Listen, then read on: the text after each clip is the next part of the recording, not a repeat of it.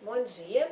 Então, depois de um tempinho, estamos aqui de novo, de uma maneira diferente, durante um certo período, para todo mundo se preservar. Se Deus quiser, em breve, né, nós vamos estar todos juntinhos de novo na nossa sala, mas por enquanto não vai ser possível. Então, no princípio agora, as primeiras aulas elas vão ser de revisão, né? Nós ficamos um tempinho sem estar juntinho e aí acaba que a gente esquece um pouquinho. Como essa matéria é continuação, né, a matéria nova é continuação dessa matéria, nós vamos primeiro fazer a revisão e eu vou mandar os exercícios que também serão corrigidos. Mas primeiro nós vamos fazer uma revisão. Eu tenho aqui pra gente o nosso livrinho. Então, no nosso livro, nós vamos poder usar a figura e assim fica uma coisa bem parecida, né, com o que nós fazíamos dentro da nossa sala de aula. Na nossa primeira unidade, que nós já conversamos, nós falamos sobre a estrutura do planeta. Lembra? Que ele tinha uma parte interna muito quente, que é o núcleo. Ele tem o meio, que é uma massa pastosa, incandescente, aquele creme, né, que faz a cobertura do bolo, uma massa cremosa com muitos minerais derretidos e uma casquinha bem fininha, que é a crosta terrestre, onde nós vivemos. Que esse material aqui, ele fica assim pastoso, porque ele recebe o calor do núcleo, então ele fica meio derretido, mas como não tem contato com a parte externa, não solidifica, como aconteceu com a crosta terrestre. E esse material pode sair através de agentes geológicos chamados vulcões. Quando o magma sai através do vulcão, ele passa a se chamar lava. Bom, então vamos lá. Aqui nós temos a foto da lava. E essa lava, quando se solidifica, como ela vem do magma, ela forma rochas. Rochas essas que são as rochas magmáticas.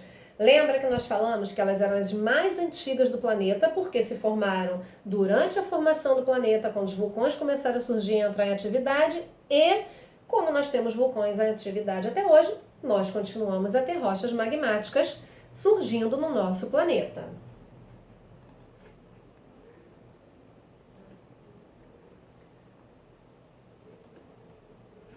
Bom, nós também vimos que as rochas, nós falamos sobre elas, né? As rochas, elas são formadas a partir de outras rochas ou de origem vulcânica. Porém, elas têm em comum o quê? Todas elas são formadas a partir de substâncias agregadas, juntas, que existe no nosso planeta, chamada de mineral. Os minerais, eles são de vários tipos, mas os três principais que nós temos nas nossas rochas são quartzo, mica e feldespato. E dependendo daquele que se encontra em maior quantidade, lá na frente nós vamos ver que eles vão dar origem a diferentes tipos de solos. Mas isso é na outra aula. Então, essas rochas, elas são formadas por minerais. Esses minerais, quando eles passam a ter valor econômico, eles são chamados de minério. E as jazidas são os locais de extração desses minérios. Vulgarmente, nós chamamos tudo de pedra. Lembram disso? Mas pedra é um pedaço dessa rocha, tá? Então, vamos voltar. Rocha são grandes blocos que surgiram a partir de agregados de minerais. As rochas mais antigas, as magmáticas, que também são as atuais, que vêm do magma. Como elas vêm do magma, elas também podem ser chamadas de ígneas. Por quê? Ígnea significa o que vem do fogo. Então, continuando. Aqui, ó, nós temos exemplos de materiais feitos com argila. A argila é um derivado de uma rocha sedimentar. Então vamos lá. Rochas magmáticas. Solidificação do magma, rocha magmática ou ígnea. Presentes ali os 3 minerais em grande quantidade que nós falamos, além de outros, que vem a ser feldespato, a mica e o quartzo. Esses minerais podem ser usados tanto a rocha para fazer pisos, fazer pia, como os minerais podem ser usados separados para produzir, por exemplo, o quartzo. A lente do meu óculos é feita de quartzo. Muitos relógios têm quartzo. Esses minerais, eles são usados na fabricação de certos objetos que nós usamos no nosso dia a dia. Os cristais de quartzo, por exemplo, são muito usados até para fazer objetos de decoração. Certo? Aqui, nós temos aqui um outro tipo de rocha magmática, né, que é usado para fazer calçadas, né, calçamento. Então vamos lá. A rocha magmática, ela pode se formar de 2 formas.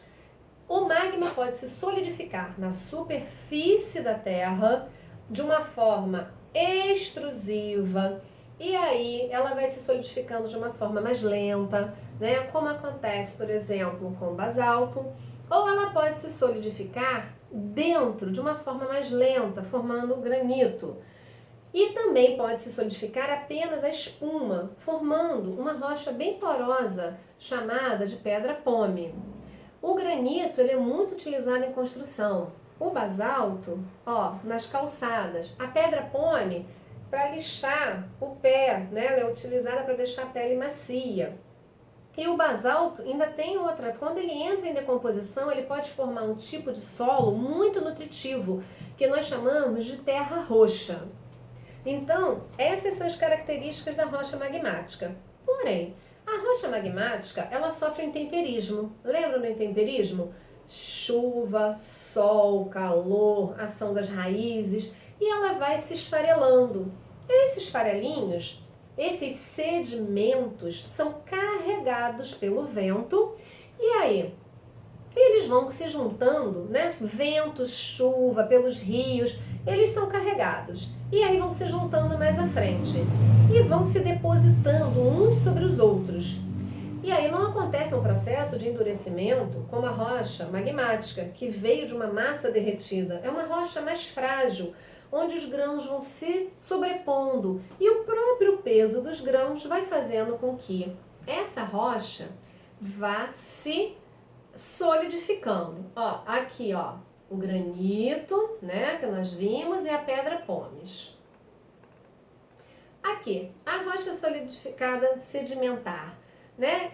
O que aconteceu? As camadinhas dos minerais que vão sobrepondo e aí vão formando essa rocha. Mas é uma rocha frágil, é uma rocha muito porosa, é uma rocha que o vento e a água desgastam ela facilmente. Mas é uma rocha que pra gente foi muito útil. Por quê? Como essa rocha vai se formando de forma estratificada, no meio é possível que organismos que morram comecem a ficar presos dentro dela, que nós vamos falar daqui a pouco dos fósseis. Aqui é um outro tipo de rocha sedimentar, o calcário. O calcário ele tem origem nos sedimentos, nos farelinhos de fósseis marinhos. A rocha sedimentar, ela vai ter origem em outras rochas, rochas magmáticas, rochas também sedimentares e principalmente em as rochas metamórficas e principalmente as rochas magmáticas. Quando você tem grande concentração do quartzo, por exemplo, que saiu lá da rocha magmática, nós temos o arenito. Quando nós temos grande concentração do feldespato, nós temos o argilito, que são rochas que dão origem aos solos, a areia e a argila. Então, essa rocha permite, por conta desses farelinhos, que os fósseis entrem dentro dele. A calcária. A rocha calcária, fósseis marinhos, que vão se desgastando e os fragmentinhos vão se unindo. Aqui nós vamos falar lá na frente no calcário, quando ele é usado no solo para corrigir a acidez. Por enquanto a gente só está fazendo uma recordação, tá bom? E por fim, rochas metamórficas. O nome já diz, metamorfose. Lembra da história do sorvete? O sorvete que tem os 3 sabores, que quando derrete, mistura tudo e forma um novo sorvete, mas continua sorvete? É o que acontece com a rocha metamórfica. Quando um pedaço, por exemplo, da rocha calcária cai de novo dentro da crosta terrestre, sofre ação de grandes temperaturas e pressões, elas acabam derretendo, se misturando e fazendo um novo tipo de rocha. Os minerais estão ali, mas eles se arrumam de maneira diferente. E aí você passa a ter o mármore, assim como o granito, que vira o gneiss, né? Nós vimos que essas rochas sofrem muitas transformações. E aí se solidifica, forma outro tipo de rocha, passam por uma metamorfose. Por isso, uma rocha metamórfica, tá bom? Ó, aqui mostrando pra gente, ó, o pão de açúcar, né? É uma formação de gneiss. Ela é um tipo de rocha metamórfica. E por fim, pra gente acabar essa primeira revisão, os fósseis. Lembra, ó, o que acontece? O animalzinho morreu, ele acabou sendo coberto por material de rocha sedimentar, ele estava num solo sedimentar.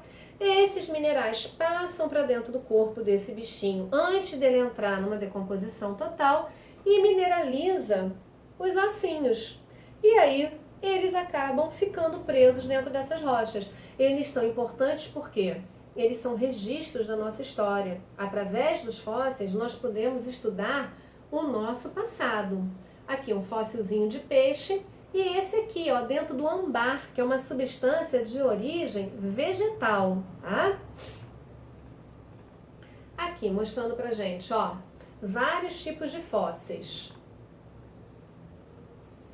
E com eles nós conseguimos estudar a história do nosso planeta. Existe um método chamado datação do carbono 14, onde você consegue, por esse elemento químico, dizer a idade daquele bichinho. Então, com isso, durante muitos anos esse estudo permitiu que nós descobríssemos os tipos de animais, também temos fósseis de vegetais, e vegetais que viveram em certas épocas. E com isso, nós conseguimos identificar características daquelas épocas, tá? E por fim, os recursos minerais. Os recursos minerais são aquilo que nós tiramos do planeta. Então, desculpe, são os recursos naturais. Esses recursos naturais, eles podem ter origem mineral ou origem animal ou vegetal. Qual é o problema? Que os recursos, quando eles são renováveis, a natureza devolve eles pra gente. Esses recursos, eles normalmente têm origem animal ou vegetal. Porém, a gente não pode esquecer que eles não podem ser retirados numa velocidade maior do que a natureza consegue repor, senão eles entram em extinção, eles entram também em colapso, a gente não acha mais, como várias espécies de animais e vegetais estão sendo extintas por conta disso. Agora, os recursos, eles também podem ser não renováveis. Não renovável é aquele que você não pode repor ou que eles demoram muito para serem repostos, que é o que acontece com os recursos minerais. Os recursos minerais, eles são recursos naturais, porém, eles não são renováveis. Eles demorariam muito para se formar de novo. Fora que o consumo deles, a exploração está sendo muito mais rápida do que a possibilidade de formação. Professora, mas as rochas continuam se formando? Sim, mas a velocidade com que nós tiramos é muito maior do que ele está sendo reposto, né? Uma rocha sedimentar, ela demora milhares de anos para ser feita. Então, nós precisamos pensar que esses recursos eles têm que ser usados, mas com cuidado, para que não entre num processo onde eles acabem, tá? Então, aqui, ó, a exploração, né? Como nós falamos antes, as jazidas, tá certo? Então, nós falamos então, por exemplo, o petróleo, né? O petróleo é um recurso que ele não tem como ser renovado. A atmosfera terrestre, as características do planeta são outras. Os organismos que deram origem a ele não existem mais. Então ele tem que ser usado com cuidado. Alguns recursos, mesmo depois de muito tempo, dificilmente eles podem ser renovados, tá? Então, amores, ficamos por aqui, né? Fizemos a nossa revisão. Junto com o vídeo vai o exercício que eu vou depois postar para vocês a correção dessa revisão, tá bom? E numa próxima aula, então, nós entramos na parte de solo. Um beijo e até a próxima!